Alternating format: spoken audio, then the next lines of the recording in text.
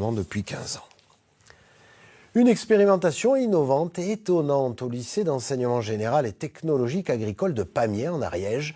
De l'urine humaine y est transformée en fertilisant. L'engrais est ensuite testé sur les cultures de l'exploitation de l'établissement. Justine Salle, Ayam Kalaf. Ces parcelles d'orge semblent identiques. Pourtant, l'une a reçu un fertilisant étonnant, de l'urine humaine.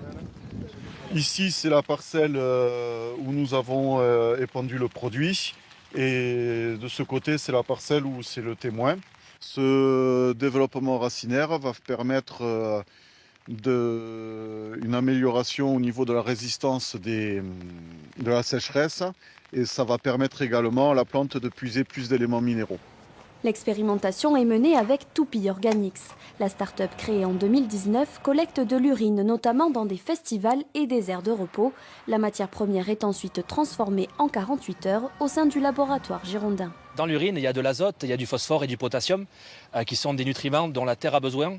Cependant, dans l'urine brute, il n'y en a pas assez, sauf s'il faudrait épandre environ 17 000 litres par hectare pour apporter l'ensemble des minéraux nécessaires. Donc ce qu'on fait, nous, c'est qu'on la fait fermenter. Une alternative qui pourrait s'avérer novatrice pour les agriculteurs de demain.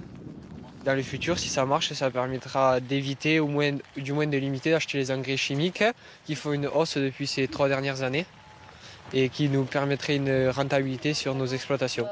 Autour de cette ressource inépuisable, plusieurs enjeux, dont la souveraineté agricole et l'agroécologie. Quel pourrait être l'intérêt pour nous, en fait, de sortir de cette dépendance ? On a déjà gaspillé suffisamment de sol en mettant des produits chimiques. Et puis évidemment, être dans un système agricole qui serait davantage reterritorialisé, ça permet aussi de limiter le bilan carbone en fait, de notre agriculture.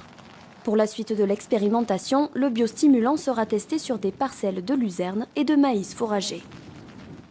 Pas évident de trouver une place pour